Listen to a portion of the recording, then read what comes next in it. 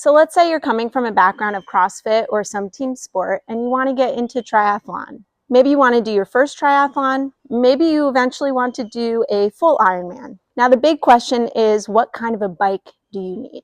And when is the time to really invest in the high-end or triathlon bike? Here's what I recommend for first-timers to the sport, especially if you've never ridden a road bike with narrow road tires, and the last time you rode a mountain bike was maybe when you were 15. For your very first triathlon, start with whatever bike you have available to you. Is that a mountain bike? Is that a hybrid bike? Is that a road bike? Is that your neighbor's bike that they're letting you borrow? I usually recommend starting off with a road bike. The main reason is so you can build up your coordination, your bike handling skills, your core strength, and it's just a lot safer to learn to ride on a road bike than it is on a tri bike with aero bars and an aggressive geometry. And a lot of times it's even more comfortable to ride on a road bike, especially if you're doing hilly routes or if you're riding in a group. Growing up, I rode on draft legal triathlon events where you're required to ride a road bike with really itty-bitty aero bars. And heck, even the Olympians do it. So I always vouch for starting with a road bike, and that could mean that you get in with an entry-level road bike, you can invest in that, you can have it for the long duration, and invest in a tri-bike later down the road. Or you can search for a cheaper option, maybe Facebook Marketplace, or any sort of secondhand shopping, so you can get used to riding and feel comfortable leading up to your first race.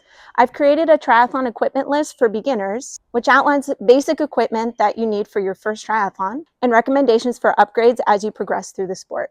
Comment the word guide below if you'd like a copy.